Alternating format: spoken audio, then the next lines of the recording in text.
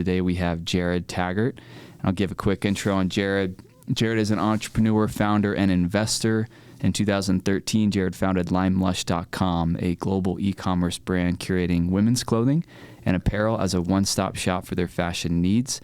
In addition to LimeLush, Jared is a partner in Zyia Active, a fitness apparel brand based in Draper, Utah, as well as a board member of Boutique Brands, a multi-brand online retailer. And that's probably just scratching the surface with what you've done and what you're up to, but that hopefully that covers at least high level. Yeah, give a little background. Thanks for being here, man. Yeah, man, I appreciate this. My first go around, man. This feels like a real radio show. I'm just impressed. Yeah, this will be fun. And I said earlier, I'm surprised this is your first podcast because you following your social media and getting to know you a little bit over the past couple months.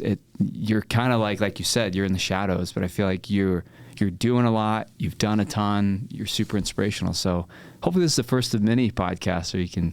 You know, dude, this whole social media thing started in January of last year, and it was over a tragic incident that happened with my son's baseball coach. He, imagine 12-year-old having to have this conversation. His coach took his own life. And I battled for a great portion of my life suicidal ideation. It just always seemed like the easy way out. And I watched the catastrophe it was attending that guy's funeral. And I knew him well enough to know what had been going through his mind. It wasn't selfish to relieve himself of his own pain.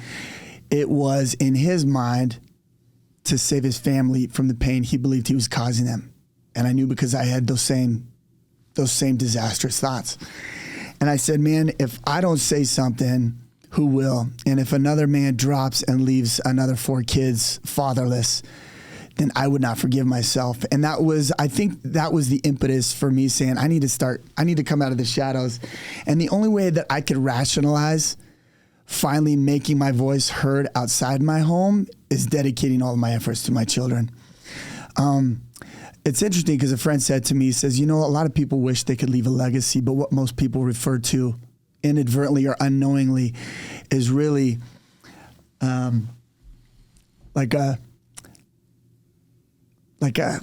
I forget what the word is, but like a statue in a park, a name on a building. Mm-hmm. And as we've seen recently, statues get torn down, names get replaced, the bigger the donation, those things change. He asked me one day, he said, do you know how big Mark Twain's house was? I said, no. He said, do you think anybody would say that Mother Teresa's life was worthless because she wasn't a billionaire? I said, no. He said, nobody cares what we amass and what we possess. He said, the only thing that will withstand the test of time is the light that we share with the world. Our legacy is the words and the lessons we learn that people can build upon. And that's why names like Martin Luther King, Mark Twain, Mother Teresa live on, man, because we share a light. And I said, man, if I don't share this light and potentially save at least one life, man, I'd be doing a real disservice, not just to that family, but to myself and my kids. So that's how I finally decided to come out.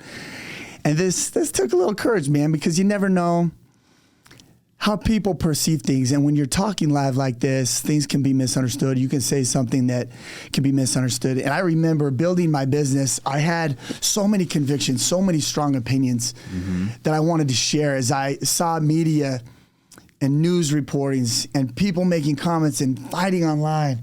But I never had the courage to do it because of cancel culture. So I just stayed silent because for me, building that business, I watched business owners get torn to pieces by the mob. Sure. And I thought, I can't do that to my family, so I remained silent. When I sold that company and got to a position where I no longer needed to fear the masses, right? There comes a point where you realize, man, if I can't do it, if I don't have the courage to speak up, who will? Right. Who will? And so that's where, here I am, man. I'll be 43 in March, and I just created an Instagram account just literally like a year ago to this day. Really? And people look at that and are like, dude, what kind of wackery are you up to, man? That's a little weird for today's day and age. Like, this dude must not know what he's doing. It was really to protect my family because you never know how people can perceive you. Yeah. And so today I no longer live in that fear, and instead I live in courage, man. And that's how I try and wake up every day, is to live in faith and let faith govern. And whatever happens to me happens, and I will find a way out of it. I love it, man. Well, yeah, we met initially randomly kind of at the WeWork in Lehigh. We just crossed paths, started talking, and I'm glad you introduced yourself, because I think you'd seen my planner, which was the 10X. 10X, dude. Yes, the Grant 10X. Cardone planner, and you're like, dude, I love it. Anyway, subsequently met at your house, and I just remember being like, dude, this guy is a stud and just has so much. Like, we sat down in your house for an hour, and I remember coming away from that meeting like, I don't think I've met anyone like Jared, who's just so passionate, has so many so much words of wisdom to share, and you'd been through a lot. And so I was like, I need to have Jared on the podcast to be able to share his story and talk to people, just like you rattled off there, just awesome advice and wisdom, guidance. So I'm really glad that you're here. And the point you brought up is really, I think, an important one I hit on really quick is working in the shadows versus kind of being out there and present. Doing this podcast was a big leap for me as well. Previous to this, I spent the last 5 or 6 years, maybe I posted once or twice on social media and just never really was intentional about it. But I think as you've realized the last year, personal brand is really important, and getting people inspired and trying to help them do better, be better, live better. It's something that not everyone is ready to do. And a big part of this podcast is bringing people on like yourself to try to inspire and try to help and try to guide where people may not have that, or getting it elsewhere from within their home or from others within their lives. So anyway, I love it, man. A good way to start off. Yeah. So with that being said, would love to, first thing I usually ask my guest, Jared, is to talk a little about your upbringing. You've had a ton of success. You sold a massive company. What should we understand about your upbringing, teenage years, to get a better understanding of who you are today? Yeah. So, man, success to me growing up always looked a certain way. You had to be tall, dark, handsome, have a higher education, and sort of be somebody that was admirable. And I come from a family of 10. There were 8 kids. And I had a brother who's no longer alive today, but he was on the autism spectrum, and he was severely bullied, man. I remember getting into several battles trying to protect him, those who were just ruthless in their words with him. And my parents, not knowing what else to do, took him out of school. And I think, looking back, I've never gotten a legitimate answer why my parents did this, but they took me out of school in 7th grade. Now, I was class clown a little bit and was getting in trouble one too many times at the principal's office. And so my parents literally showed up one day in the middle of the day at junior high and said, "This is your last day of school, let's go." I cleaned my locker out, went home, and never went back to school.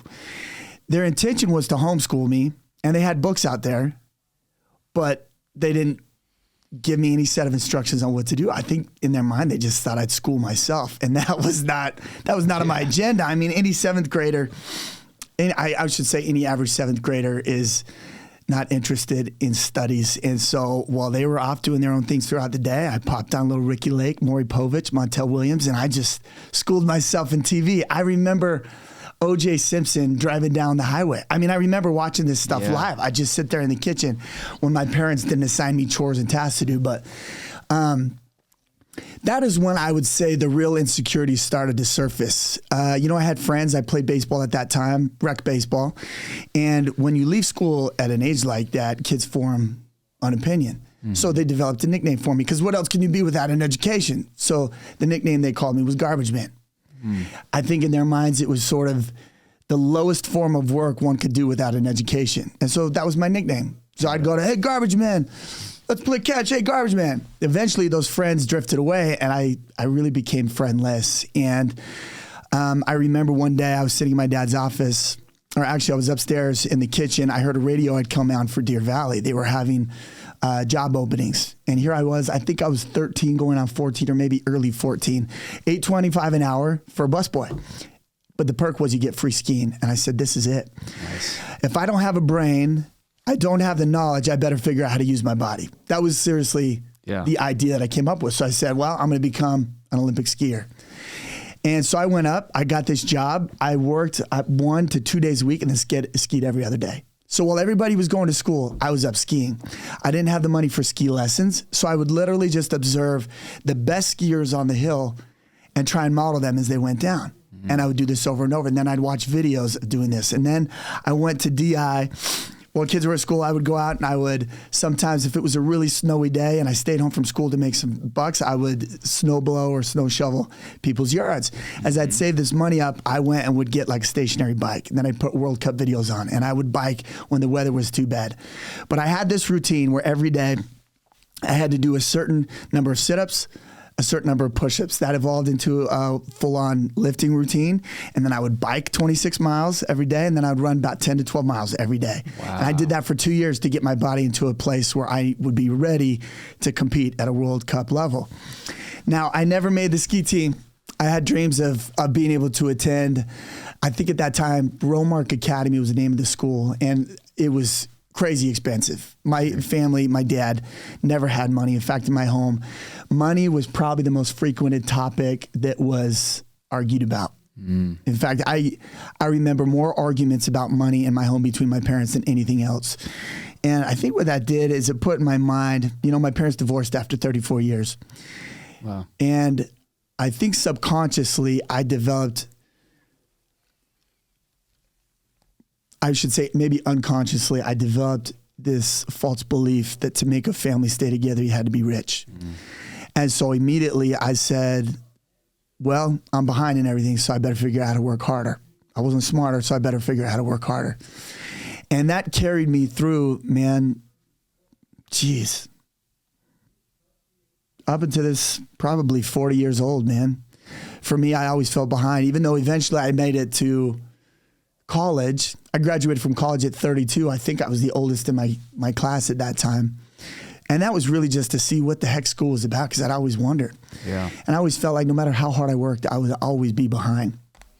So, I have a friend who asked, like, dude, what is it? What the heck is the secret? And I said, dude, the only advantage I ever had over you was I had no backup plan.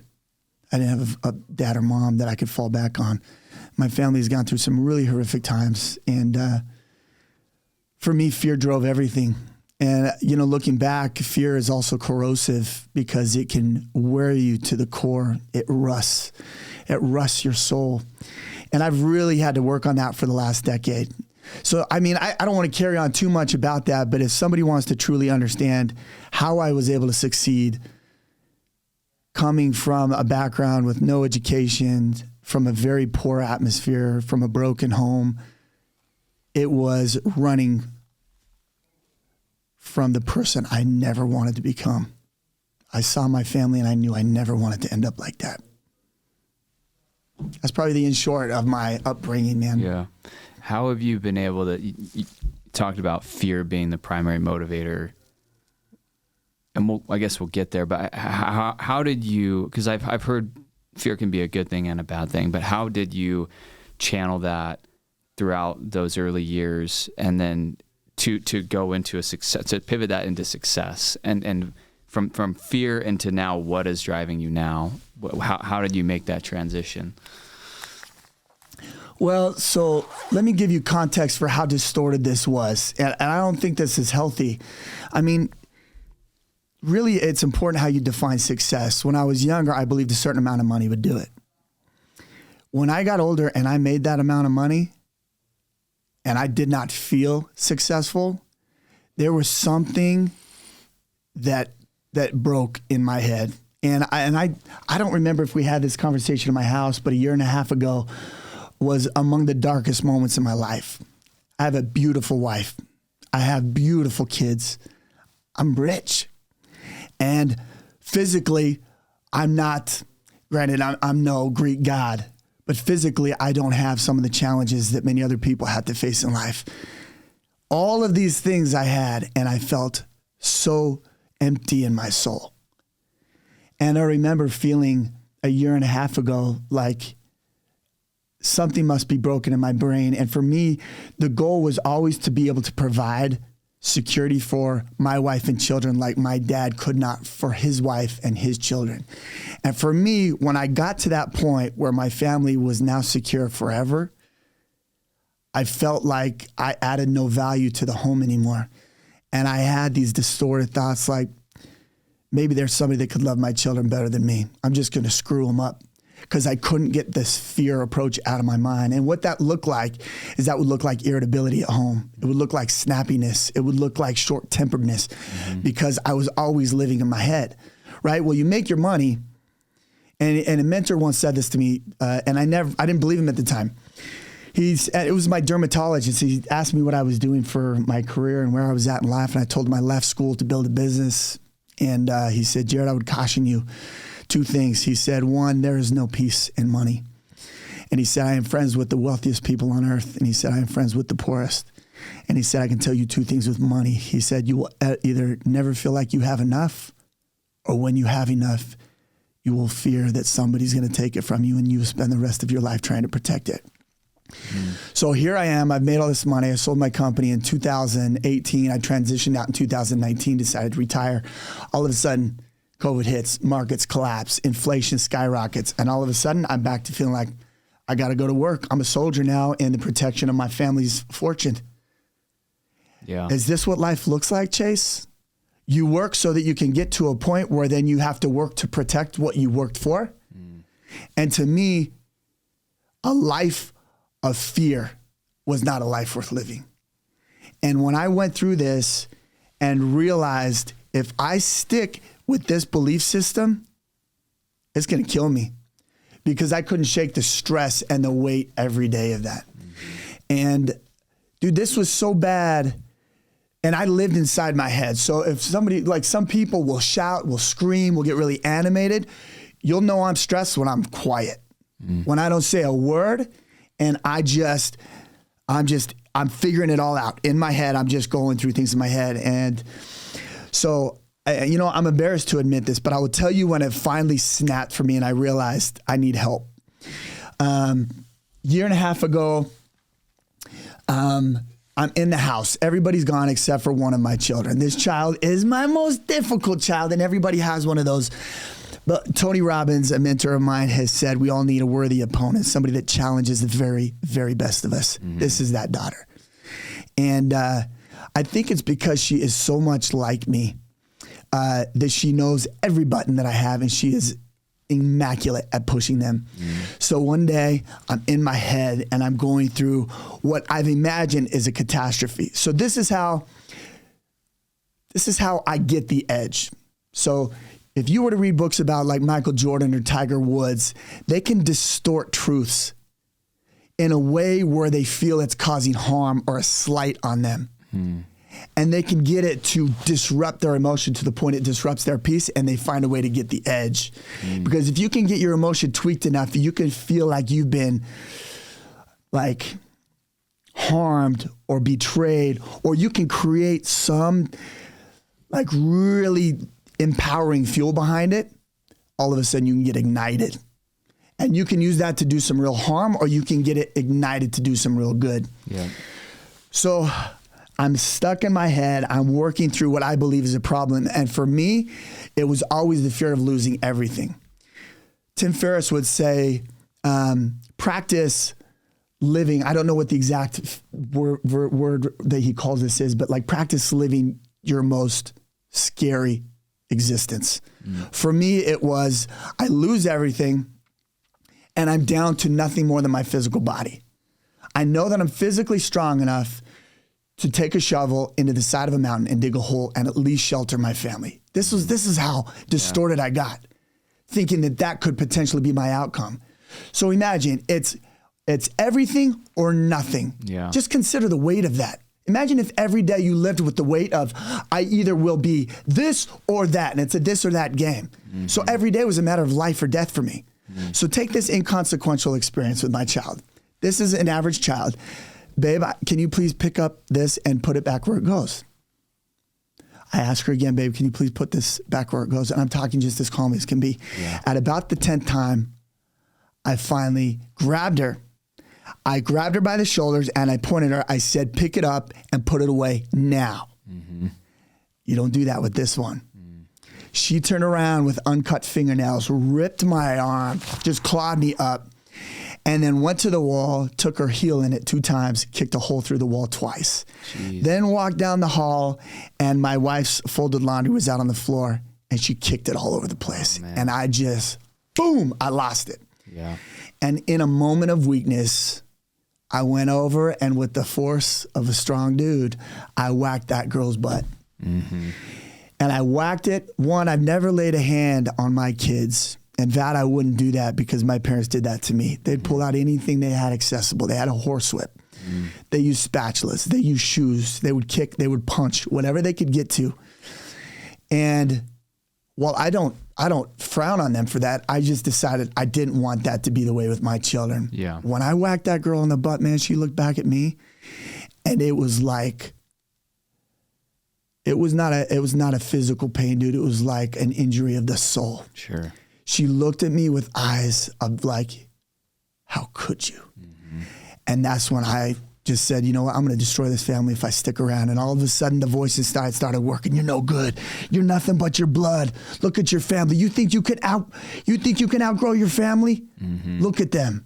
I mean, dude, I've got some, you name the impulses or the vices of life, and my family has succumbed to each of them. And I've watched the catastrophe it has been to give way to impulse. And there's the voice in my head, you're no better than your family. Who do you think you are? You forget what blood you come from? The voice is going. So I leave my phone because I know my wife's going to try and track me. I leave my phone. I leave everything. I put a pair of shorts on, a t-shirt, and I drive up to the highest point in AF Canyon. I park my truck and I decide I'm either going to end it today or I'm going to get some clarity. Mm-hmm. Mm-hmm. I rip my shirt off, lay it on a branch, and I sprint to the top of this canyon where I couldn't see another soul and I knew nobody could hear me. And I think it was the act, bro, of the intensity of physically altering my state that snapped me out of it just long enough to hang on. Because I was so angry, bro. I was so angry at the life that I could not escape. I couldn't escape the pain that my mind kept placing on myself.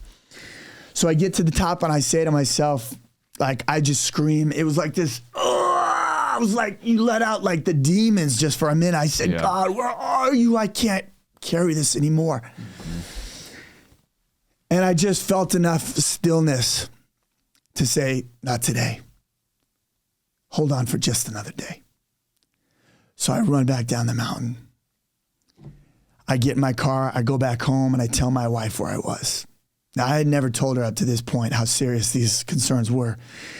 And here's one thing to note about suicide. Somebody who's dead serious about suicide is unlikely to ever tell you they're suicidal. They're just going to do it. Yeah. I didn't want to scare anybody. I just wanted to do it. I didn't want anybody to have to find me hanging from some rafter or with some misfigured face from a gunshot wound. I was just going to find myself hidden where nobody could find me. Mm-hmm. So that they didn't have to suffer the pain, that they could just remember the best version of me. Sure.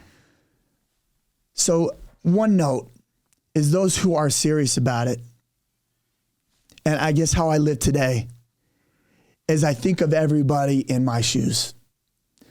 The handsomest guy, the misfigured faces, the short people, the tall people, the heavy people. I just expect that everybody today is in a position where it might be their last day. Yeah. And just one gesture from me might be the saving grace for their day. And that's how I try and live every day. So the reason I put these little messages out is because I hope it just hits one person enough to buy an extra day. So I come home, we have scheduled, I booked this seminar because, dude, I've been trying for the last 15 years to get clarity in my own head. I've probably spent maybe $600,000. I mean, wow. $600,000 trying to learn from mentors to figure out how to best govern my life. Now, it's helped me learn how to make a ton of money, but I couldn't figure out how to manage my head. And ultimately, I've learned, dude, wealth is not how much you have in your bank account. Dude, I had plenty there, and I was as poor as the poorest person I knew in my soul. Wealth is the ability to extract joy from any moment, dude. And yet, too many won't believe that, and they will go 40, 50, 60 years hoping they hit their number. I hit enough numbered goals to recognize something is not right here. I've hit enough of these goals. Another benchmark or milestone is not going to do it for me. So we show up at a seminar. The presenter was a Tony Robbins relationship seminar. I take my wife to it. We're talking about the dream life. Now, Tony has the equivalent size jet is like what Southwest Commercial Airlines flies around. Yeah, yeah. And I'm thinking, well, I don't have that big a jet. I guess I better go back to work and keep working. Immediately, I felt poor again. I don't have an RV in the sky, how he and his wife described it. Yeah. So I asked this woman who's a trainer there, and I said something. I don't remember exactly what the question was. It was totally unrelated to my mental state. It was constructing like my financial plan. And she goes, whoa, wait a minute.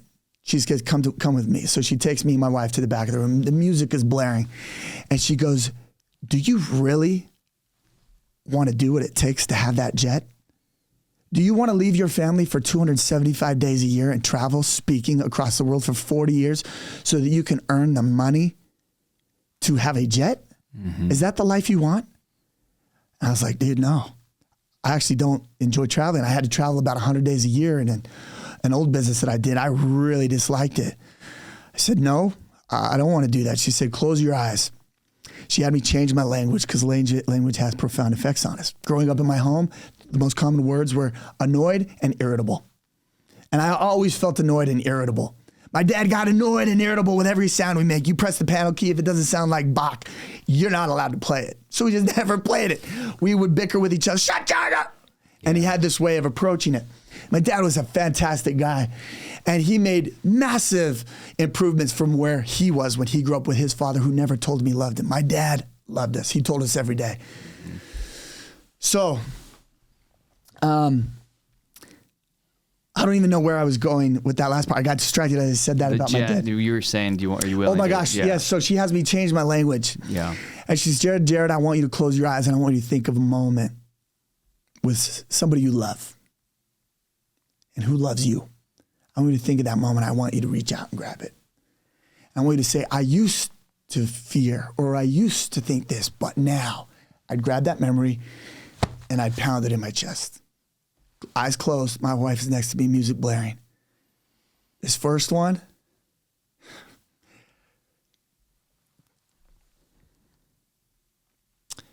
I see my little baby, and he's in his high chair. And I'm over here, and he's right here, and he goes like this to me. He looks over out of the corner of his eye, and I look out of the corner of mine, and we just start busting up. So I pound it in. Yeah.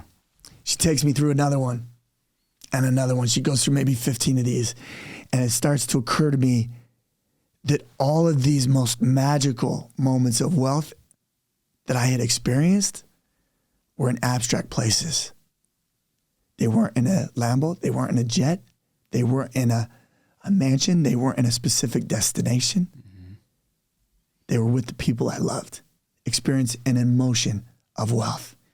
And that was the first time that I recognized the things that are of most value cost nothing. And that is when I woke up, bro, and I started to recognize true wealth exists beyond the money. Now, granted, dude, I'm a creative guy. The Lord blessed me to be able to ideate, to create. I'm meant to build, but not at the expense of the love of my wife and children.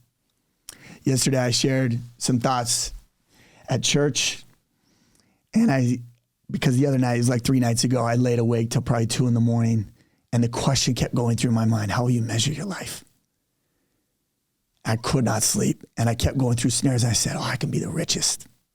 Because the old thoughts will always find a way to creep back in. And then I thought, okay, here I am, I'm the richest. And I imagined the people who would respect and admire me. I'm 85 years old, and I'm laying there. My wife, my family's asleep, dead asleep, and I'm looking out the window of my master bedroom. And I said, I don't care about their opinions. Those aren't people I care about. Why would I care about how they feel? And that just felt empty. So then when I said, okay, I'm gonna have the most accomplishments. And then I thought, well, let's say I'm the guy who builds the ship that gets everybody to Mars. But if my wife and children don't join me on that ship, then what life is that? Mm-hmm. I said, I don't want that. And I went through a couple scenarios, and then I got to where I realized, if my wife and children are at my bedside when I pass, and they say, no one ever loved us deeper than Dad. And dude, my soul was just like ignited. And I said, that's it. That's how I will measure my life. Because, dude, when you're an achiever and you live in a valley that's known as Silicon Slopes, right, there's a tremendous urge to live by comparison. And the thing about comparison is there is always somebody who will have more. There's always somebody who's better looking, more equipped, a better orator, stronger, with more resources. And that is an empty road. But that is how I lived for the first 40 years. And while that pushed me to make money, it made me miserable. And so here I am at the last half of my life on social media sharing little pieces of wisdom for my children so they don't repeat the same mistake. I used to think that my kids had to suffer like I did to appreciate the life they've got. But then somebody, this same trainer said, do you want your kids to suffer the way you did? And I'm like, geez, no, I'm amazed, dude, that I'm actually alive. I'm amazed that I am alive today. What I want to, as a father, wonder if my kids are going to be alive at the end of the day, and if I'm going to go see, are they in their bed, or are they going to pick up my phone, or are they dead somewhere? Dude, no, I don't want that life. So then I thought, instead of making my kids suffer like I did, what if I start them from where I am and let them build on that? That felt better than making them suffer. And so I started with that, bro. And that's where I'm at right now, is trying to live a second half that is more enriching than the first, because the money never did it for me. I love it, man. This is, Jared, so good. And why I'm so glad you're here. I feel like there's so much to unpack. First of all, thank you for sharing that experience. I know it takes vulnerability to dive into some of those more sensitive times in your life, and to see you pivot over and over and be able to change your mind and sit here now and share this with us is truly inspirational. Where you are today, man. That's great. Just channeling your past, channeling the fear, channeling the struggles, and being able to hire mentors, put them in place, just and be able to try to do the best you can every day. And you mentioned money. It's one thing that, for me, you know, being earlier in this journey than you currently sit, and we talked a little about this when we met, but you know, it's always been like, money's gonna solve a lot of problems, or the end game is X, you know, dollars or what have you, right? One thing I've really loved about doing this podcast is, and a question and a topic that I talk about with all my guests is about money. And the common thread seems to be, money can be a tool to help you, you know, buy experiences or time or what have you, but it's never the actual thing that brings you happiness. It is circumstantial. It is your family. It's your service. It's your legacy. It's, you know, what people think about when they read your obituary and who you were as a person. You mentioned How I'll Measure My Life. That's a book that I really love. And truly, when you reflect how you love people, you know, how you gave them of your time and effort. So good, man. So good. And one question, I know we're kind of jumping around a little bit here, but you mentioned mentors. You mentioned Tony Robbins and a few others. How have mentors played a role in your life, and how do you implement mentors in your life? Is it something you it sounds like you pay for quite a bit? It sounds like you're very intentional, but what has that experience been like for you implementing mentors in your life? So here's the paradox about mentors. Every mentor tells you to find a mentor. Yeah. Yet most of those guys you want to be mentored by are so busy that they don't want to take the time to mentor, or they might just answer a question here and there, but you need a little more than just a question here or there. And I would write to some of these guys.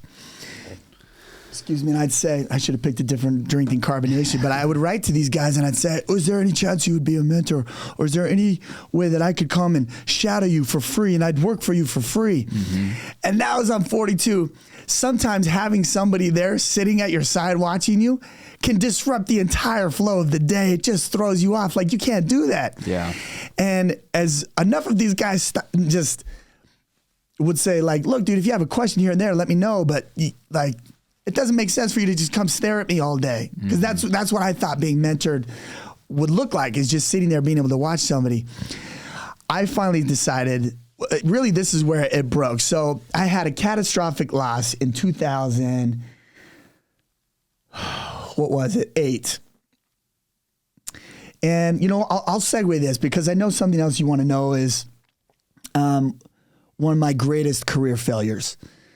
But one thing that I will say, so I go back to school. I'm angry as I'm so full of anger and hatred after this catastrophe that happened in 2008. 2 partners that were with me had created false stories about me to preserve their own reputation so they could go off and continue building a business after a massive failure that they had. And by shifting the blame of that onto me, they were able to get a few steps further in their career. Oh, and I knew that I could do nothing. I could not defend it. I had to just stand and let time take its course, because my voice was not as loud as theirs, right? Wow. And I just had to say, you know what? Hopefully my character will outshine the stories they have falsified. And I only know that they did this because one of the partners, after several years of not being able to live with himself, he writes me, I can't live with myself unless I get to talk to you. Showed up at my house and told me all of this. Jeez. On a recorded video, because I said, I don't trust you. I rejected his calls for 2 weeks. And he said, please, I can't live with myself unless you let me talk to you. Showed up at my house, pleaded for my forgiveness, but I did so only under his agreement to do it recorded. He took the recording, he said his name, the date, and said, I give you full permission to use this in any way, shape, or form that you please. So he told me everything that these 2 had done, he and his partner at that time. They felt that I had too much control and too much influence, and that I was going to take from them what they had built. So if they could shift the blame onto me, it would allow them to go build something. What they didn't know is that filled me with so much anger and hatred for several years that it governed my every thought. Every waking moment, every dream was how I could either kill these guys, how I could harm them like they harmed me, take from them what they took from me, and hurt them and their families. That was how I lived. When you are living in a state of anger or hatred, you stifle the ability to receive inspiration. We talk, like great books talk about the mastermind, where 2 minds together create a third mind. Ideas that could have never existed before unless 2 people came together, shared thoughts, and together they come up with something that could have never been thought of before. That energy I was putting out of anger and hatred kept me from the very relationships I needed to reach the next level.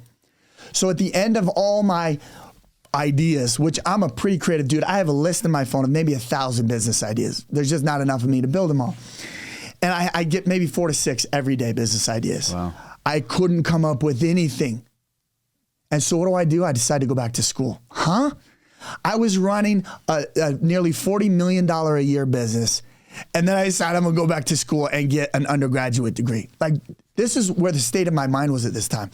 I'm in school. I'm taking 12 or 14 credits. I get a phone call from an old friend that I was friends with when I dropped out of college the first time in my early 20s, like 21, I think, 22. And he's like, hey, dude, come to Tony Robbins with me. It's out in New Jersey. I'm like, bro, I got a load of school. I'm not going to pay to go out. I've read Tony's stuff. I've listened to his DVDs, his CDs, or whatever. I said, I can't, dude. I got too much going on. Dude, just trust me on this. A live event is different than what you're reading. Just trust me on this. I was like, bro, come on. He's like, look, dude, if it isn't worth your time, I'll reimburse you for the whole thing. Because it's not like I was money bags. After that business had failed, I'd went and started another business, put $400,000 into that. That fell apart. That's a whole nother story. Man, I got a lot of catastrophic failures I could share. Yeah. But anyway, I'm back in school at this time, and I'm like, okay. So I talked to my professors and get them to give me the opportunity to go and make up for my work. I just want to make sure we're on time here. Oh, you're good. And you're good. So I'm like, all right, let's go. So we get to this Tony Robbins event. It's called Unleash the Power Within. Anybody, guys, who is listening to this, I would encourage you to buy a ticket, go live, because this guy's been given a gift to transform. And not everybody agrees with the dude. He can say some things that can be questionable at times. But you cannot deny truth when it is spoken. You can feel it in your heart. So I'm sitting in the back of the room. I bought the cheapest ticket, and I'm sitting next to this brother. So when you show up at one of these events, they got music pumping like it's a rock concert. And they've got hundreds of people around who I learned later are volunteers, not being paid, straight up there volunteering their time. How do you get that many people to pay their own way to come across the country to stand there and high five strangers coming into a room? I'm finding this all freaking peculiar. And I'm looking at, who does this guy think he is? That he's going to get a bunch of us dancing? Like, this is whacked. So I'm standing around, look at everybody moving around like they're crazy, and they're the fools. Show starts, the music's thumping, Tony Robbins comes out, and he's just banging. His body's going crazy. And this brother next to me is just like... Just feeling it. Dude, he is just like it's the last day on earth, and he doesn't care who's watching. Yeah. I learned later, and I know now, that the most certain man in the room will always win. Any negotiation, the most certain man in the room will always win. Homeboy was most certain. So I got a buddy like 4 rows back. This friend said, you can't sit by each other because you'll be forced to stick to the identity you have around those peers. Sure. So he sat us all apart, and I'm by myself. So I look behind me and I think it's going to be funny to start mocking the dude next to me. So I'm like, oh, no. Yeah. And dude, about 2 or 3 hours in, I find myself just moving in ways I've never moved in my life. Something happened. I'm feeling emotions that I had never felt. And it was in the act of throwing my body into some intense physical state that changed the way I was feeling. Well, at UPW, at this thing, you learn that the quality of the emotions we experience most often represent the quality of our life. You can be a billionaire and you can be miserable.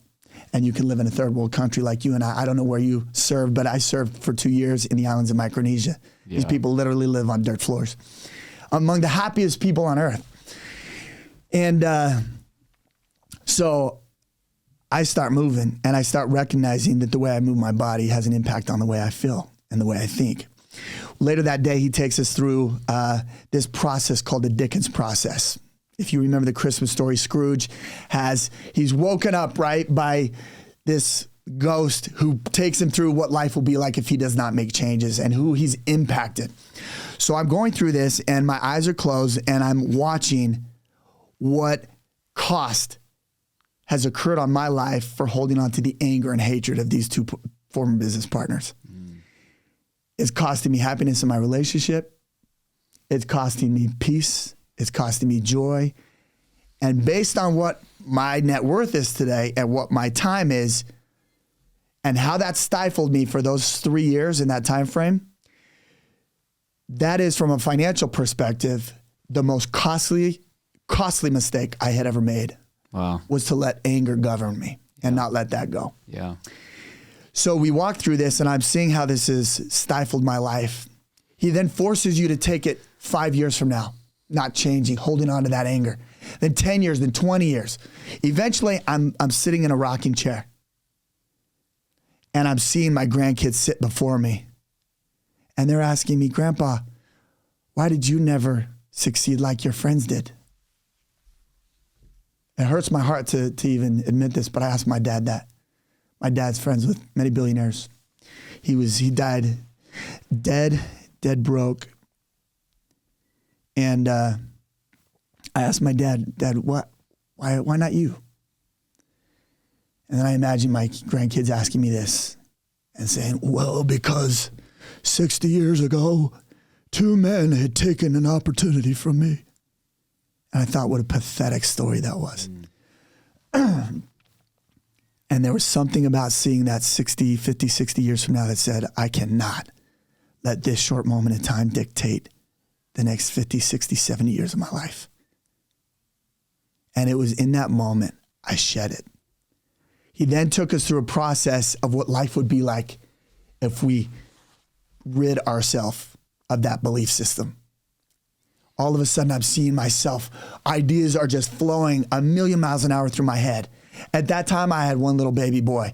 In my mind, I see that I am standing with a family of children, and I've got a little dark-skinned girl, dark-haired, blue eyes, and I'm holding her in my arms. I don't even have a baby girl.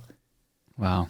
Dude, a year later, my wife gives birth to a dark-skinned, blue-eyed girl with brown hair, and my wife is blonde. It's beautiful. And that is the girl whose butt I whacked.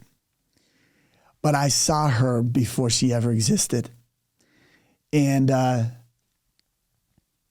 I woke up from that moment. I go to buy a Powerade. As I'm going through the checkout line, I get a tap on my shoulder. I turn around, and it is the wife of that business partner. Really? And she says, Jared, he's here. I said, no way. No way. Where is he? I go up, and we embrace, and I hug the dude.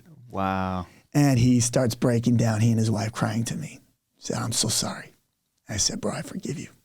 Wow. Tell me what that is, dude. We're in New Jersey. Yeah, right? We're in New Jersey. Some people want to say, that's just coincidence. No way. Dude, I cannot deny. I know another thing is people want to know what role faith plays in life. Yeah.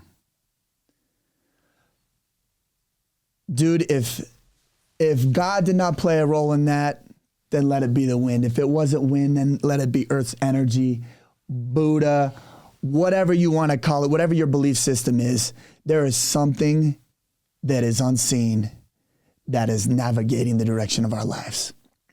Absolutely. But we can choose to ignore and expect facts only and expect only the visible that we will believe. By that definition, then you won't believe in gravity. You won't believe in wind. You won't believe in radiation. And by that definition, you can't then believe in love, anger, or hatred. But yet every day we see evidence of their effects every day. They are undeniable. And maybe even more powerful than the most powerful weapons on earth. A man or a population full of love can change a larger geographic area than an atomic bomb can destroy. So when I choose to believe that something beyond me exists, I feel empowered. I used to say what it would be like, man, to have the blood of Michael Jordan and be able to jump like that and be that tall. And then I thought, okay, well, what could that look like? What if I pretend that there is a God and he's created in my image? And what if really I was his son? Does that mean I have like his DNA? Does that mean like I'm equipped with some like skills?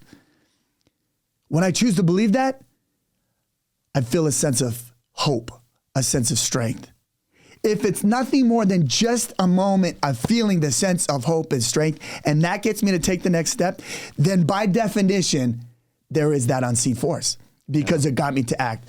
Look, dude, faith is nothing more than hope enough to take action. If you don't take action, it's just wishful thinking. So for me, I choose to believe to this day that there is a God above. I believe he looks like me, that he probably sounds like me, and he probably looks like every other person in their way, that we see him as we might see ourselves. In 7th grade, when I thought my life was over, I chose to believe that there's a heaven and that the only way to make it there was to survive the hardships of this life. If nothing more than just believing that is what kept me alive, then by definition, there's an unseen force. I choose to believe that unseen force that kept me alive, if it was nothing more that belief, is God. Yeah. And here I am living the life that I couldn't even put the imagination together. Barney and Blippi and all these guys tell our kids to imagine these things. I couldn't even imagine the life that I have today. It was beyond my comprehension because based on my surroundings, I had no framework with which to imagine it. And yet here I am today. Yeah. If that's not God, dude, then what is? Right. You can go through life hoping that you're just gifted and skilled enough to do it on your own, or you could believe that you've been given some DNA from something that is more powerful than anything and anybody you know. And if that gets you to take the next step of the next, and you learn and grow grace by grace, that to me is how I've gotten to where I am today. How do you take a 7th grader and get him to have several startups, find a beautiful girl? He didn't even think he could find a girl. What girl would be attracted to this dude? And have everything he never dreamed possible. To me, that's just grace. That's grace, man. And that grace comes from God. That's so good, Jared. That's so good, man.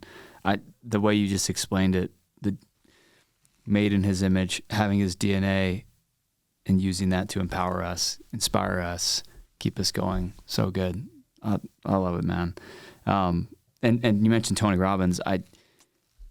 I started this last week and a half listening to his priming exercise. I don't know if you're familiar with that, but it's homie every day. Every day. I've been doing it every day, man. That's awesome. It's so good. I need to get to one of his live events. It sounds like it's game changer, life changing for you. Oh, yeah. That's great, man. Well, and to tell you, I go every year. I still go every year, 3 to 4 events every single year. I just go. Nice. Dude, it's like going to the gym. You can get ripped, and then once you've made it, as soon as you stop doing it, you atrophy. The same is with our mental, intellectual, our spiritual, physical, emotional development. If you don't practice faith, homie, it's gonna leave you. Yeah. If you ain't practicing biceps, your biceps are gonna flatten out. Yeah. So it is with our intellects. And this is another reason I recognize, after having been retired for 3 or 4 years, and this will segue into maybe something else, is that most people work hard so they don't have to work anymore. That was me. Oh, as soon as I'm done, I make the money. I'm not going to work anymore. Well, I retired for 4 years, and it was among the most empty 4 years of my life. Now I woke up and I realized, wait a minute, work is my reward. Work is the reward, not work that I have to do, but now work that I get to do. I get to spend my days thinking up inventions, thinking up ideas, and say, what if? Therein lies the gift of hard work, is when you get to the point you can now do whatever you want to do and work on whatever you want. But most importantly, you don't do it at the expense of those you love most, because the first half of my life, I did it at the expense of those I love.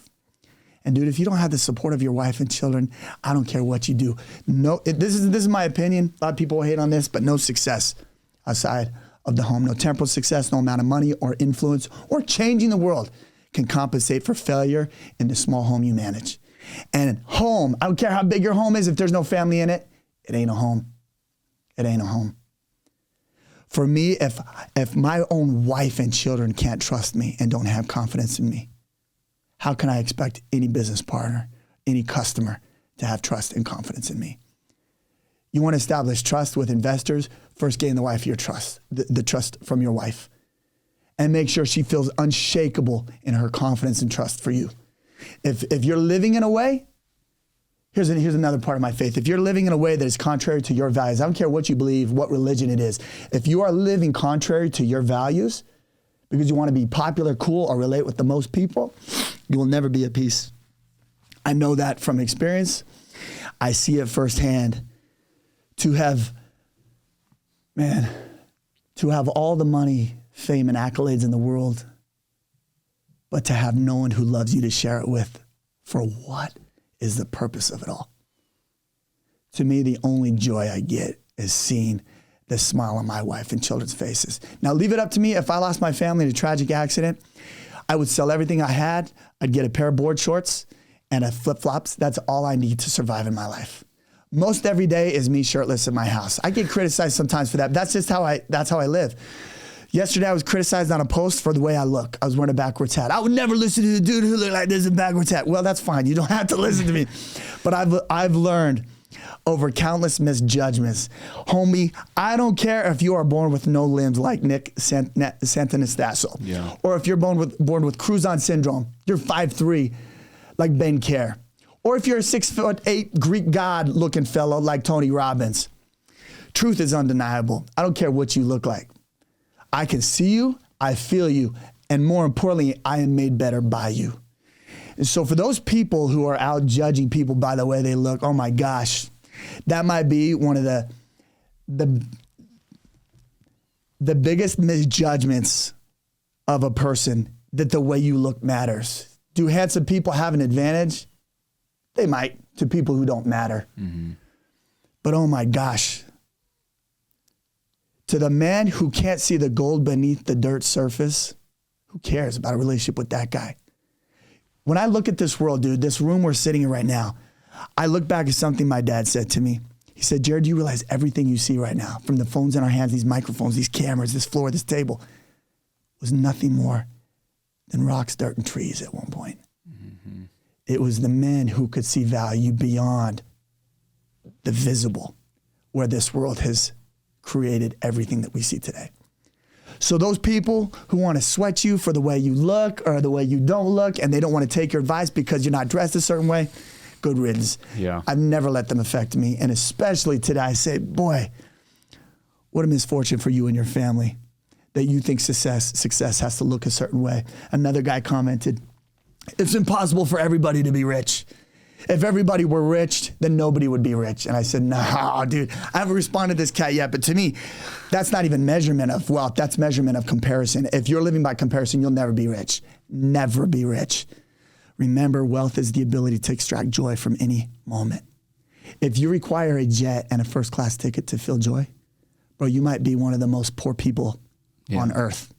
But if you can extract joy from dirt, or like in the area where I serve, these kids would take a 3-foot bamboo pole and they would sand the end of it down, and then they would, I don't even remember what they would melt on top of it from a fire. They would take these little bamboo sticks and they would hit the dirt road just right, where it would be the equivalent of like skipping a rock.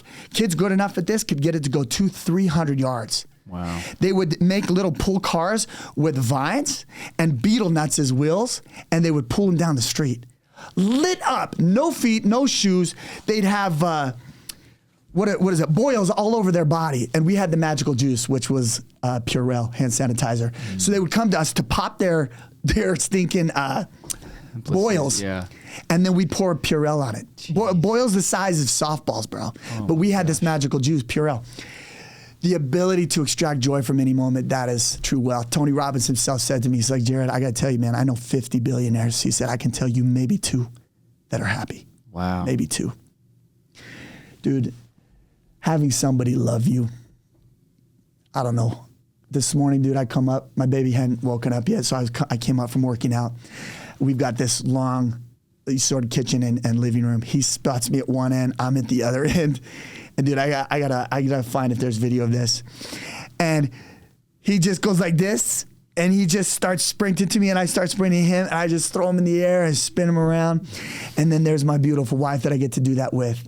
Dude, you can give me all the money in the world, but if you can't wake up to something like that, man, you have no clue what wealth is. Nothing has made me more full than seeing the joy of just a few people on earth who know what value I offer. I don't have to prove it to anybody. Instagram is not for spectators. I just did that as a favor to anyone who might glean wisdom and knowledge from it. That is for my children. Dude, the world could cancel that overnight. When I die, at least my kids have access to my phone. I am merely sharing that. I don't care what people think of the way I look or how I sound or whether they resonate with the messages at all. Those are for my children. My children know what I've accomplished. They get to live it every day. They see what lessons I share with them. But some of them don't resonate at their age right now. And so I'm leaving them for the day that they get to the age where they say, I wonder how Dad would have handled this. And so I make a goal to do that every day, primarily because, one, I want my children to be blessed. But when I focus every day on needing to share a principle with somebody else, it changes and alters my focus for the day. Because where focus goes, energy flows. That's another little bit of wisdom from Tony Robbins. And if I am not directing my focus every day, something else will steal it. I don't read the news. I don't look at social media for friends. I don't follow a single friend. I use social media for growth and growth alone. I do not use it for entertainment. I am not entertained by social media. I'm entertained by my family. I'm entertained by the activities in my home, and we have a lot of activities in my home. But I grow. And every day I look to grow by learning from those who've gone before me. And so I learned yesterday. I had an incredible day at church. My gosh, I got guys who teaches with me who's 20 years older than me, sharing bits of wisdom that are just profound, and they shape the man that I am. I'm made better by being around those who have faced challenges and share how they overcome them. I just so appreciate people that are willing to do that. And keep it up, man. I watch all of them that come through, and they're all great. They're inspirational, and you're doing exactly what you're setting out to do, man. It's really good. I do want to talk a little bit about your transition from, so you grew up, dropped out of school, you went through the skiing experience, training experience, and then it sounds like you at one point went to college. So maybe take us through from when you went to school initially, college initially, and then take us through kind of the founding of LimeLush and kind of your transition from college through where you sold your business, just kind of high level. Be good to hear. So we're in the valley of door-to-door salesmen. A lot of this may not go over well with these guys, but I spent almost a decade in door-to-door sales, made a lot of money, created a lot of value. And, I had somewhere around 800 employees from technicians and reps at my peak. Now, granted, I did get a GED. I dated a great girl in high school that said, Jared, her dad was phenomenally wealthy. He also did not graduate from college, but she said, Jared, you need to get your GED before you leave to go serve. So I went and I got this GED, which was great. Now I go out and I do this service, and the president of the area that I was in, I went through two because the first wife died while in the mission field. Terrible. The second president I had was a professor, I believe at the University of Utah. Probably the greatest orator I've ever heard. There was something so inspiring about him. But every day I would wake up and I'd study like the Dickens. The only books, so I would wake up typically around an hour and a half, 2 hours earlier than my companions, because here I am a seventh grader, they're all better, smarter, so I got to get an edge. Sure. This is how I created a slight in my head. Everybody's for their head, so this is how I did it. So I come home, and by virtue of nothing more than my GED and what I learned in my 2 years of service of studying like crazy, I learned 2 languages out in the mission field, and I spent every day communicating. I come home, I take the entrance exams to what at that time was Utah Valley State College, UVSC. Okay. And somehow I passed with flying colors. They let me in, and I start all the way back to learning subtraction, addition, multiplication. I had forgotten how to do all those things. Yeah. I didn't know where to put my periods, commas, semicolons. I didn't know any of that. I'm starting with learning basic English, basic grammar. I knew none of this, dude. Wow. So while at school, I get recruited to go out and do door-to-door sales. Homeboy was such a good recruiter. He's like, I don't know if we have room for you on the team. Well, I'll work so hard. I'll be the hardest worker out there. Nobody will work harder than me. I'm selling myself to this dude. Yeah. And then I'm like, is there any way we can make room for my friends? He's like, I don't know. I don't know if we have room for your friends. So I bring out like literally 30 guys this first year. Wow. Literally 30 guys. And we create 2 teams from this. So I ended up being the first employee of this guy's startup, which is what I later became a partner of. Okay. And so we're doing so well. The first year I have a goal of making like $10,000. Most I'd ever made up to that point in my life was like $4,000 or something. So I make $41,000 that first year. Killer. I'm like, oh my gosh. Next year I'm a manager. I make $106,000. Then 200, I think it was like 208. And I kept doubling. Well, here I am. I'm like, why would I stick around? This is at the point where I met that dermatologist. He's like, Jared, I'd be careful. Get as much education as you can. Money is slippery. I quit school. I get an associate's. At least I get the associate's degrees. And then I say, okay, I finished there. I leave. This company collapses in 2008 when funding goes belly up. And 3 or 4 years of hatred in there and having no clear idea of where to go, I decided to go back to school. And I had good enough transcripts to get into BYU. So I go and I get a 2-year business degree at BYU.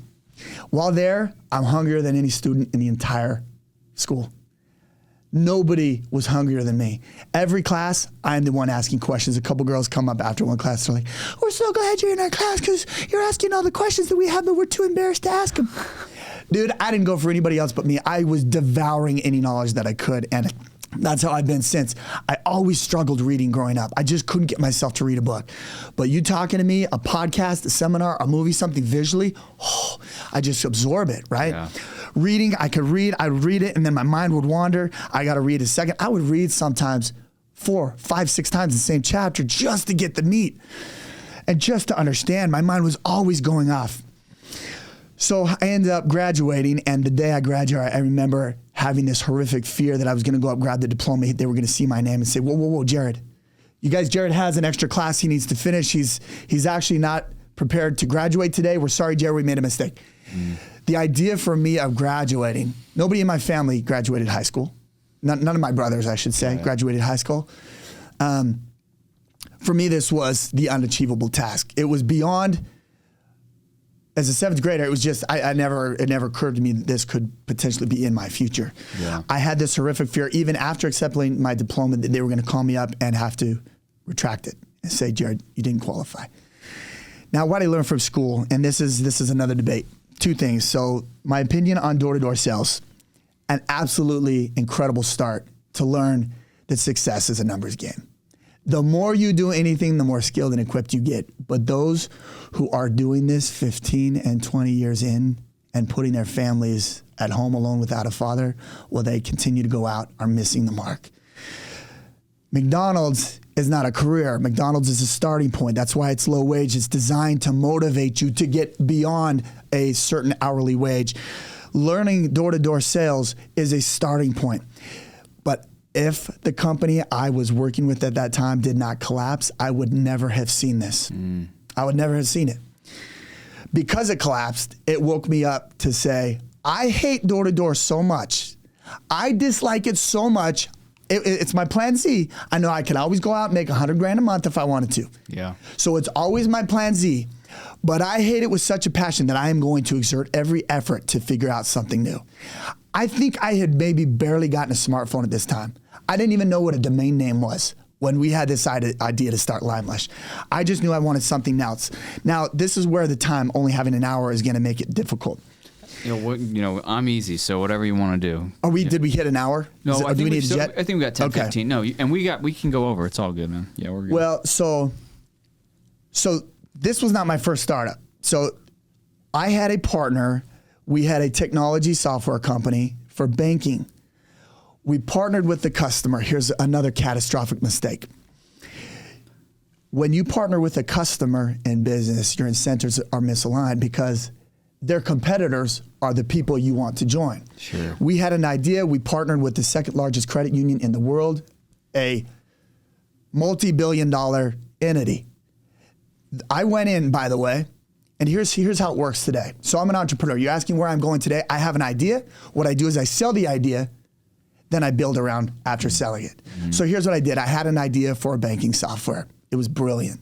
Today, there is another company that has made billions doing this very thing.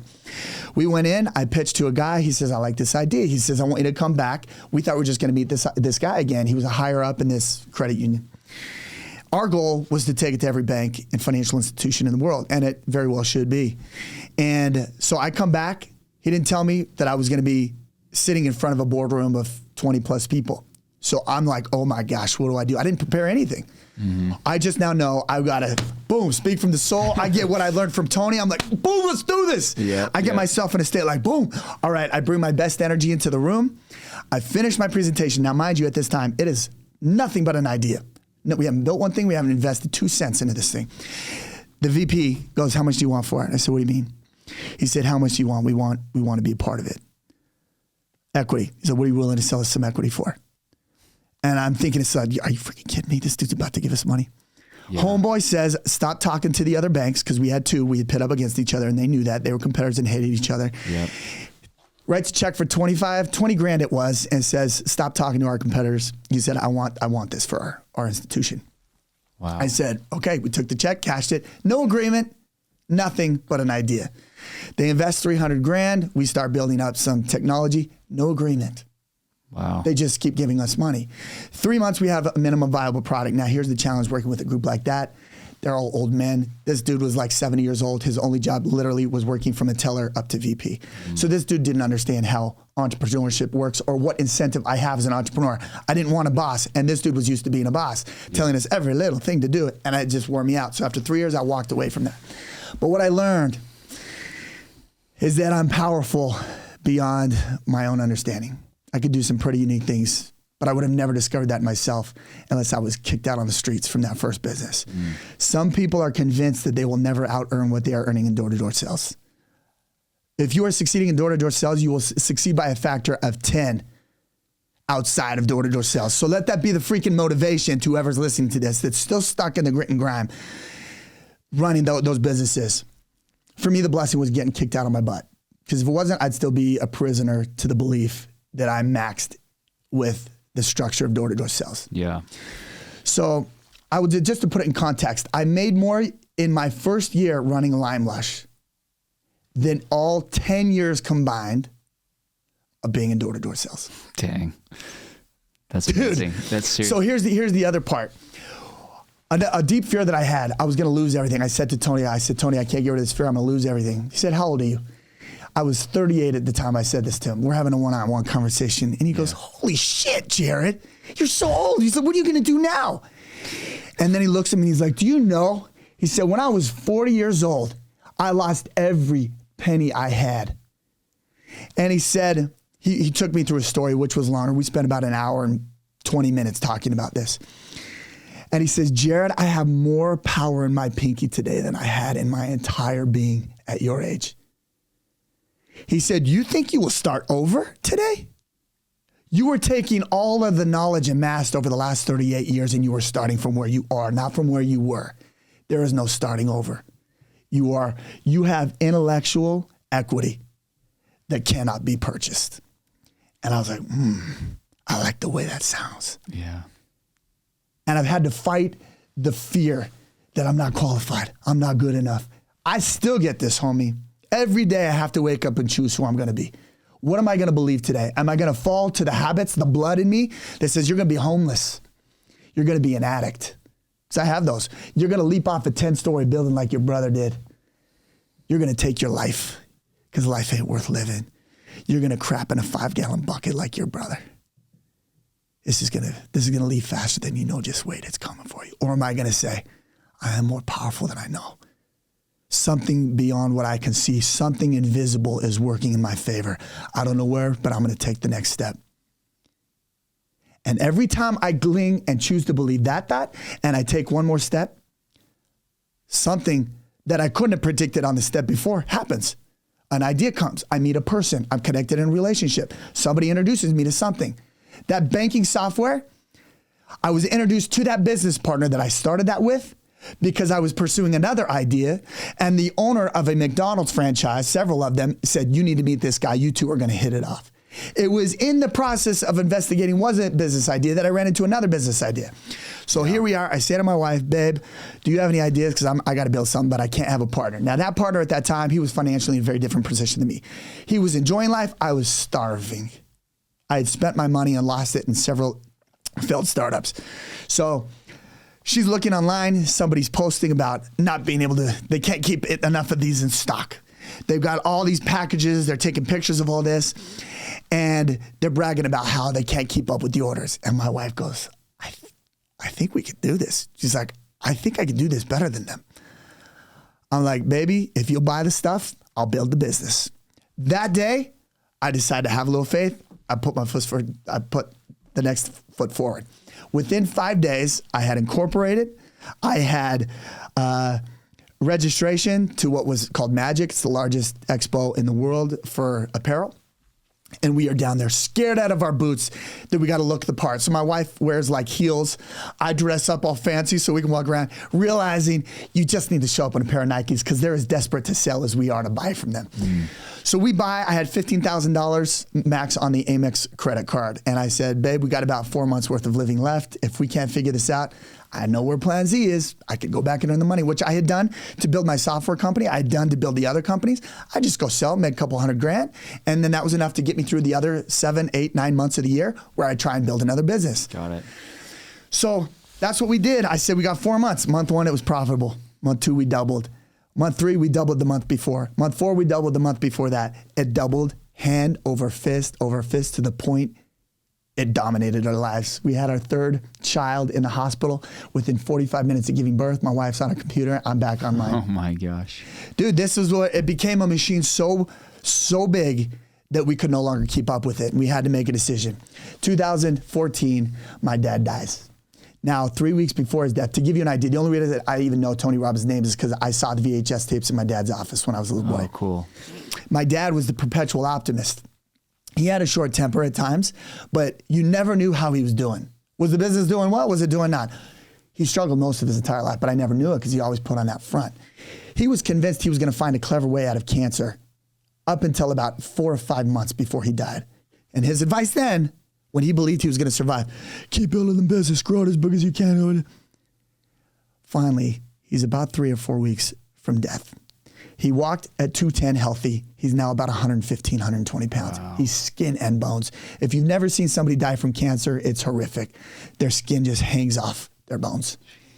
He's down to a whisper, and I say, Dad, looking back on your life, and I'm recording this at the time, and he's got nothing more than a whisper and a belt around his chest where you have to lift him up out of bed like this because he had no strength. I said, Dad, is there anything you wish you'd have done differently in life?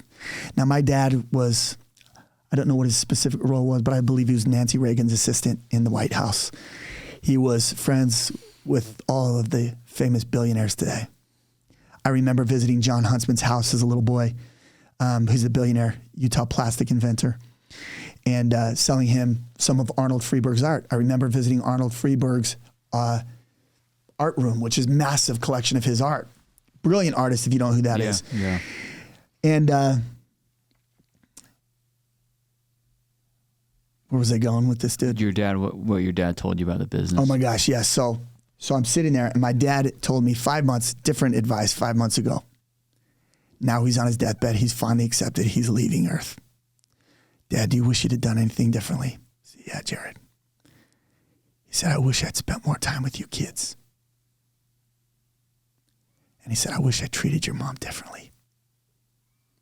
Dude, that was like a punch to the freaking heart. My dad was busy trying to provide for 8 kids.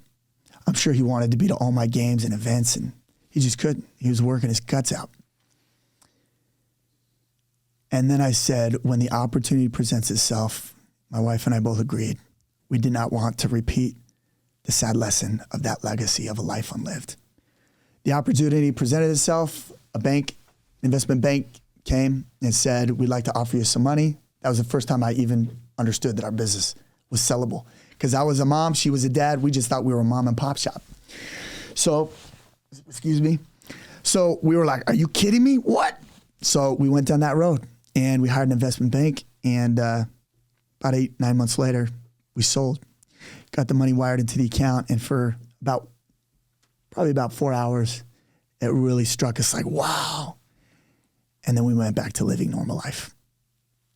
That feeling lived for about 3-4 hours. We went to lunch, we celebrated, we cheered, and then we went back to normal life. Wow. So that's how that started, man. And, I share some of those details because I don't think enough people, particularly in this valley, who are in the grit and grime of the door to door, they're so busy. And I was one of these, so this is not hating. They're so busy trying to look the part of wealth that they forget the real wealth isn't fancy cars and big homes, dude. Real wealth is the ability to be free in any moment, to do whatever it is you'd like to do in any moment. Mm-hmm. I thought I would need and want all those things, and all I wanted was just peace in my soul, dude. Yeah. I want the ability to just be at peace when I sit on the couch and watch my kids do a talent show for us. Where before my mind was always saying, you have this to do and that to do and this to do and that to do. Yeah. That's not wealth, dude. And for me, one of the most impactful books I've ever read is Stillness is the Key. I have read that book maybe 8 or 9 times. Stillness is the Key by Ryan Holiday. I would encourage those who are more worried about their impression on others to reevaluate what insecurities are driving them, to feel the need to have a certain car, a certain image, and to live a certain way to try and please others. I live this way, so I can speak from the heart on this. Happiness will never find you unless you go from the inside out. You cannot solve problems of the heart and mind by working from the outside. You must start from the inside. And I spent nearly 40 years working on the outside, hoping to cure the inside. It is not my accomplishments that got me there. It was getting the accomplishments that finally made me believe, holy crap. It doesn't matter how much you make, what accomplishments you have. Those do not answer problems of the soul. And that is when I finally started my journey into healing my heart and mind, bro, from the insecurities that governed my life up to that point. Yeah. So now I can wear whatever I want. Yesterday, that dude criticized me for wearing a backwards hat.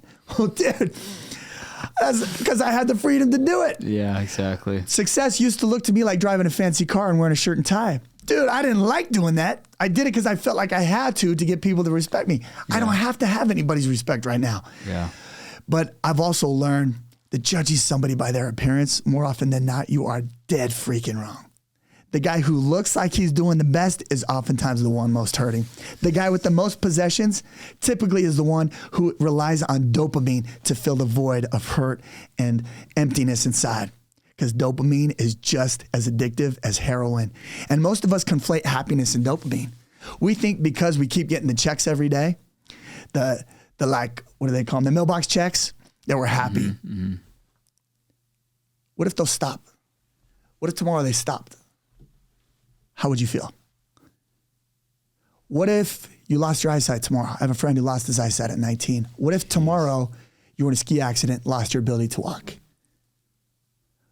What if that hot wife, you lost the ability to see? Yeah. What if you lost your arms, you can no longer steer that car? I literally have friends that this has happened to every one of them. When the dopamine stops, what then is there? Yeah. Mo Gadat, he's the author of Solve for Happiness. He and I had a conversation about this. He was the former chief business officer at Google X, made a phenomenal amount of money, thought that was the way of life, wealth, until he lost his only son. It put him on a journey of finding an algorithm for happiness. And you see, Jared, he said most of the people in this room are thriving off of dopamine. They have no idea that when that dopamine stops, they're miserable inside. Yeah. Happiness is the ability to be able to be content with nothing. It is not having everything you want. It is wanting everything you already have. So that's beautiful. People who can be very misled on social media by looking for the people standing next to their jets. I hurt for those people. Yeah. Because there is wealth all around us, but we're too busy looking at what the representation of wealth looks like. Yeah. Everybody wants to be the Jeff Bezos. The dude doesn't even have his own wife and kids around him anymore. Right. Jeff Bezos can't buy what I have, bro. It's true love from a girl who adores me. Yeah. And children who love, honor, and respect me, you know?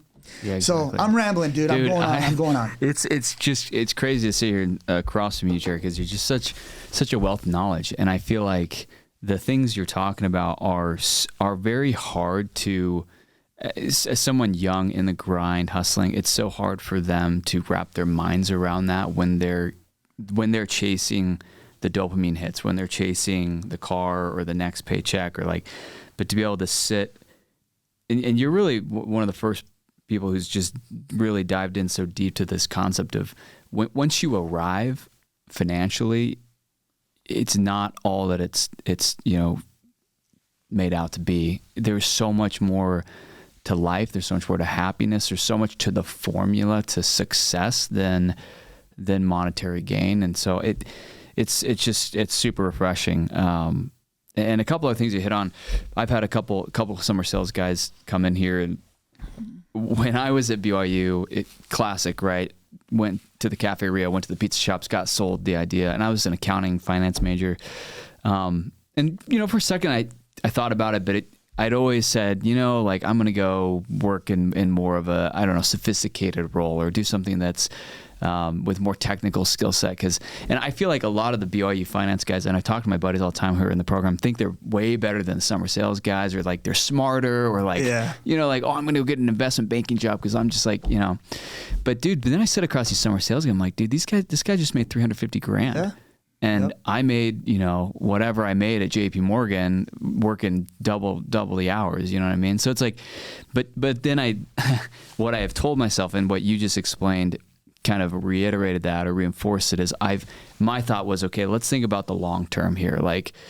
I could go do summer sales for 5 years, make a bunch of money, go buy a Tesla and have an awesome life. And that's great.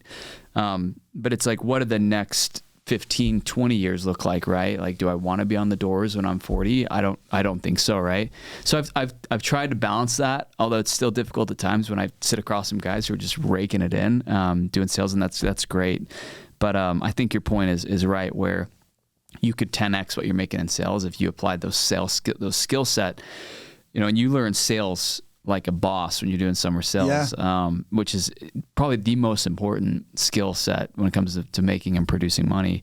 And if you took that into somewhere else, start a business or did your own thing, you could 10x that easily. So I've tried to channel that and think, okay, I'm starting this real estate company. I feel like I've worked, really hard the last 5 to 6 years to develop a skill set, and hopefully, you know, it all works the way it should. But anyway, so much good, Jared. I seriously appreciate you being on and diving on that. What are you excited about now? I mean, what are you focused on now? What are the next? I mean, you're going to be turning 43 in a couple months. Financially, you're set. I mean, what are the next 20 years look like for you? What's kind of your goal? I don't know if you have any vision for that at this time or still thinking through it. Yeah, man. So the idea for me, I'm reading a book right now called Rework. It's by the founders of 37 Signals, and they have a very different perspective that building a successful business does not require slavery. Now, it may for those who are starting it for the first time. For me, the objective now is because I don't have to do it, I want to see if I can do it without slaving. Because the first time was 18-hour days and slaving. Very little sleep, pure exhaustion. I let my body go to garbage. I don't want to do that again. I want to keep family priority, God priority, body priority. And then I want to see if on the side I can build something that has some impact. Mm-hmm. Because I'm taking the last, 25 years of my experience and channeling all of that into this next endeavor. Can I do it more efficiently? I hope so. I hope that I have that sort of Tony Robbins-esque more intellectual equity than I had to do it the first time. But I've got an idea. A buddy and I, the same business partner that I had when I was running the banking software, we have a new idea for that we are testing. I'm not sure if he would be comfortable with me or not sharing this, but it's for physicians to be able to make services more affordable for the average person and to allow doctors, dentists, practitioners, and anyone with skilled labor to finance their time, finance their skill set. Now, I won't go into the details of what that means, but I will tell you, we are back selling it, and then we'll build around it.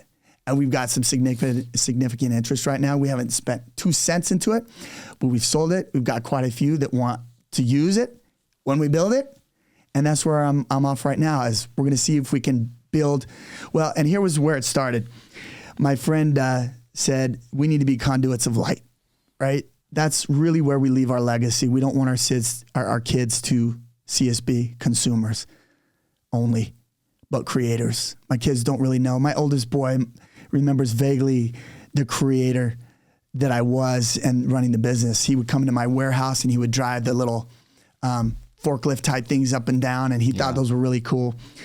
But seeing from scratch what it's like to build something. And to be honest, I would love to share it with the world. I'd love to share how I'm building it from just a contribution perspective. But I want to share it and think that there should be something shared where it shows somebody start from scratch how to build a business into millions. From the idea, what's the next steps? When you have an idea, what's the next steps? You have no qualifications for it. What do you do?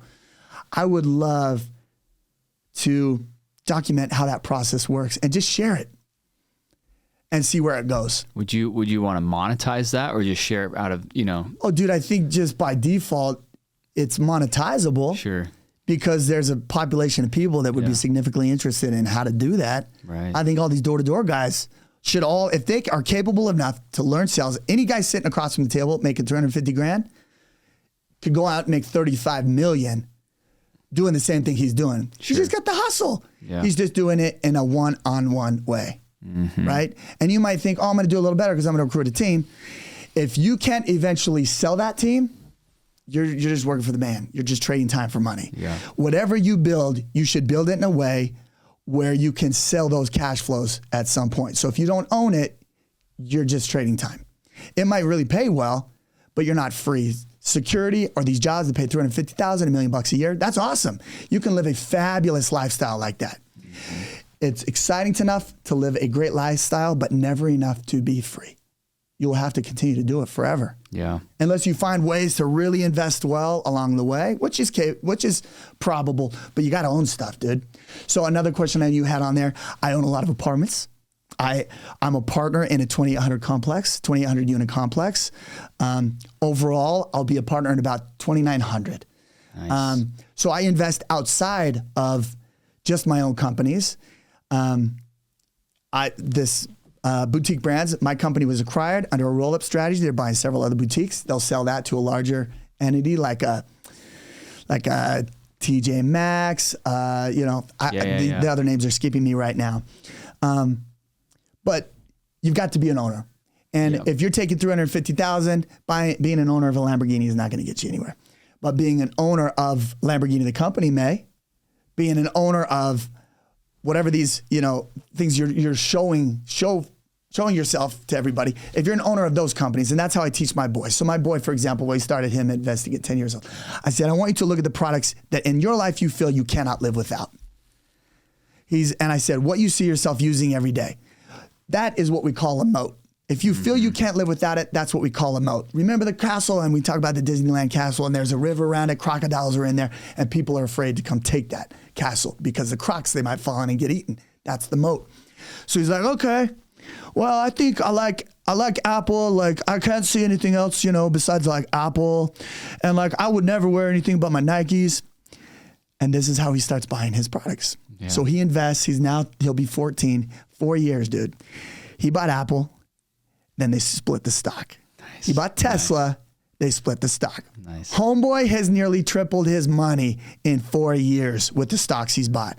Now he goes, yeah, Dad, I'm just going to be a millionaire before I get into high school. And this is how he talks. What a gift at that age to recognize the power, one, of investing, two, of what you're capable of, and three, that the world is your playground. You just have to go play on it. So my wife's biggest fear right now is that he's going to be lazy if money comes this easy to him for the rest of his life. To me, I just say he'll learn, let him fail. He'll go through a market correction, which he has. And so that humbled him a little bit. And I said, buddy, but you're looking at the 20, 30-year horizon. Don't sweat it.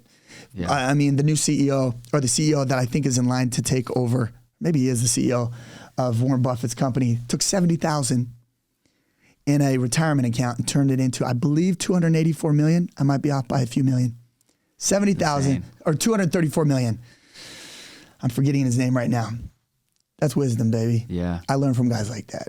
So with your son, I'm curious because 10 years old starts investing. Was that like you gave him a little seed capital and like, hey buddy, or was it like, hey, you got to go mow lawns or how? So here's how it started. 4 years old, he got some cash because he would go around and sell candy. I would never give him money. So I have a picture of him. He's 4 years old. We took him to the state fair. He invested money from selling candy in the neighborhood, took that money and went and bought soft drinks. I let him use my cooler. I made him buy the ice and I made him buy the drinks.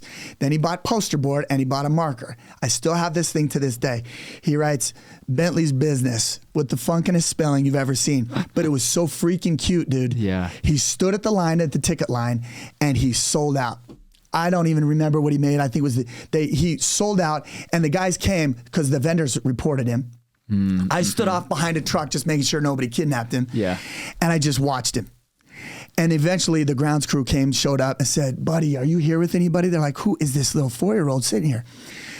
So they made him leave, but they felt bad. He had a few packs of bubble gum left and they're like, here. They gave him money, $20, bought him out, cleaned him out. So I walk over and I'm like, thank you guys. I'm like, done. 40 minutes. And then we go to the fair for the rest of the day. Nice. He took that money and I just kept showing him how to reinvest it.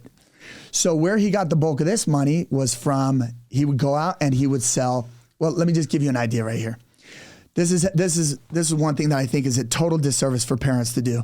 Baseball teams love to raise money. So my son's an avid baseball player. He's killer. And the teams will go out for tournaments and they'll go and raise money. And so they say, go out and raise money, whatever. So they'll have like little things you can do.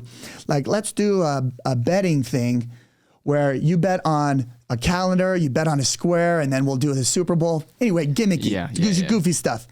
I'm like, so every other parent on the team goes to social media.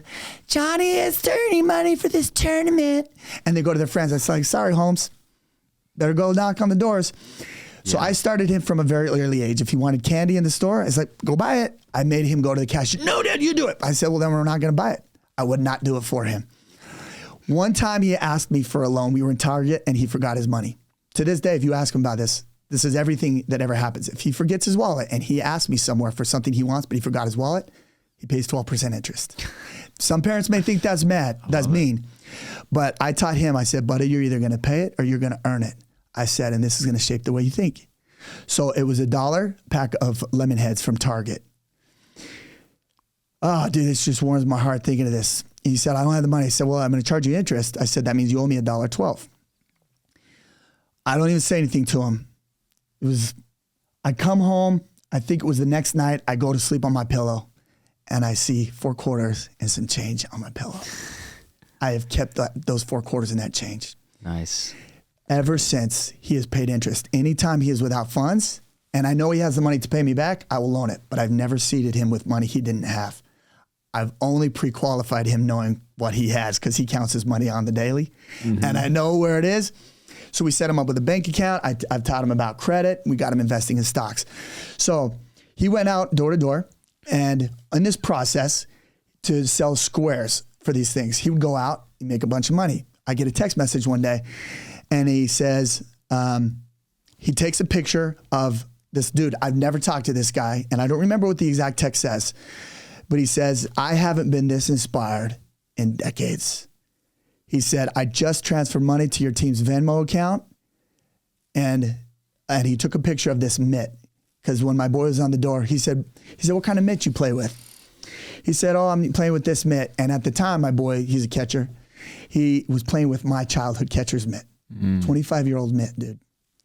And he says, well, I'm playing with the Wilson, but I've been wanting a catcher's glove, but it's like $300, so I'm still just saving up for that. He's like, right now I use my dad's old, whatever glove it is. And he's like, show me on this phone. He's like, show me like what kind of glove you think is really cool. What's your favorite glove? So he pulls a Wilson's catcher's mitt up. It's $300 Yep. He's like, that's the one I've been looking at.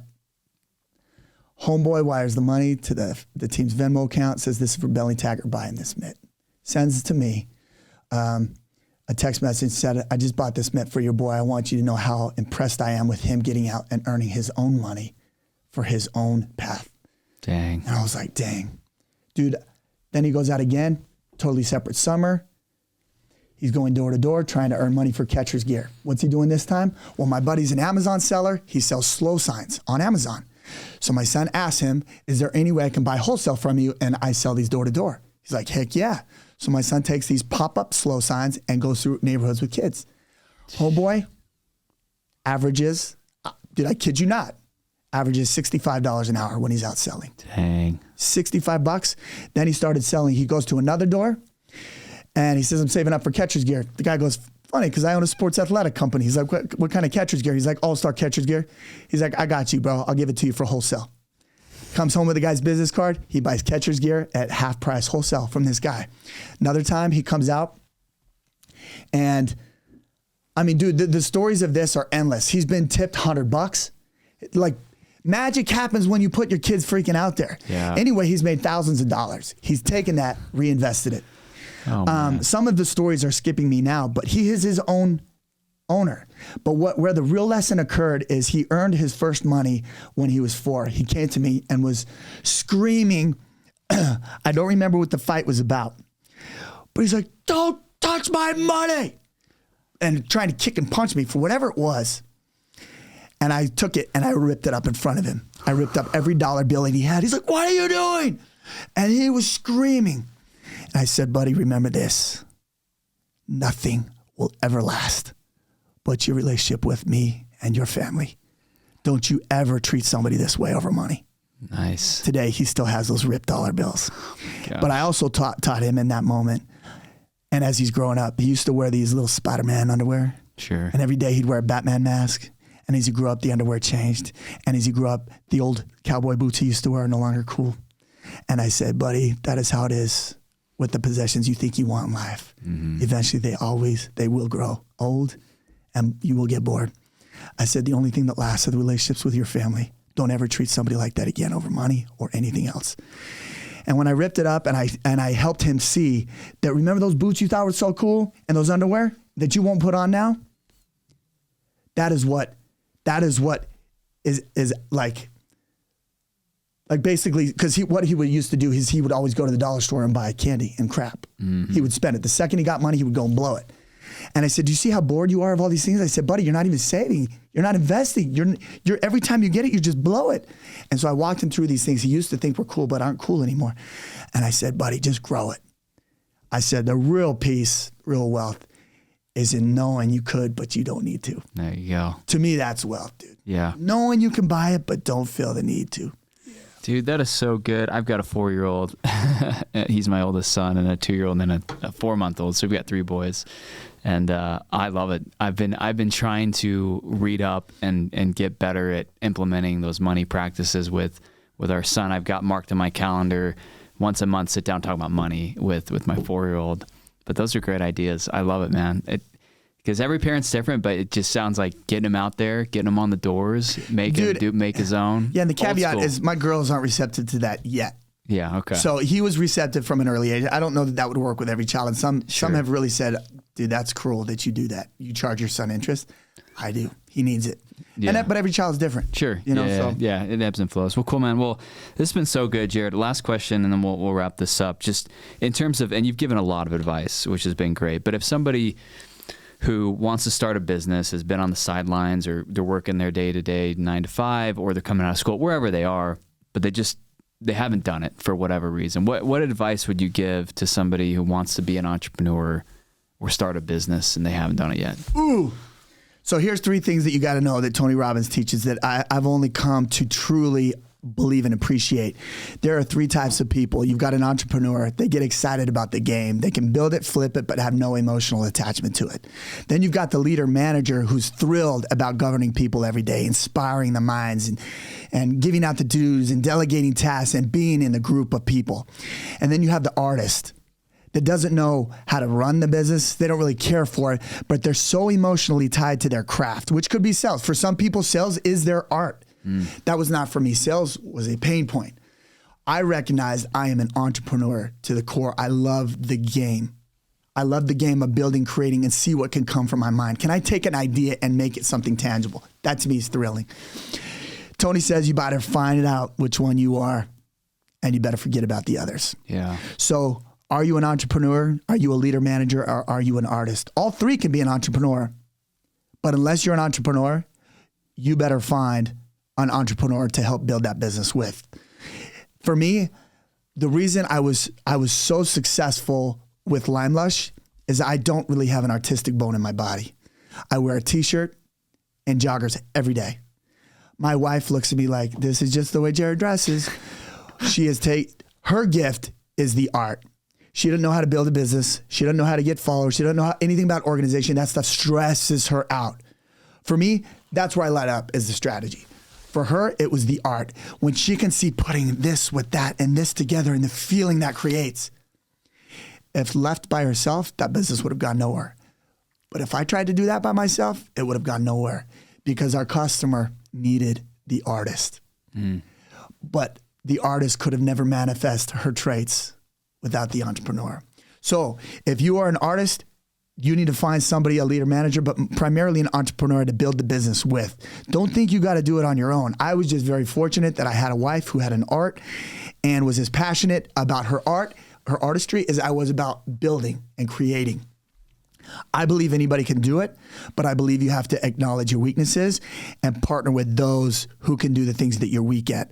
I have a friend who may hear this, and this is no diss to him, but he has an ice cream company. His ice cream is the best, literally the best in the world that I've ever tasted. He's got awards for it. We go in, I take the scouts in one time because I'm a scout leader at this particular stage of life. We go in and I want them to see how ice cream is made. Yeah. And he's in the back and he's stirring this pot of mixture or whatever for flavoring his ice cream. And he takes a little spoon, sprinkles a little more salt in.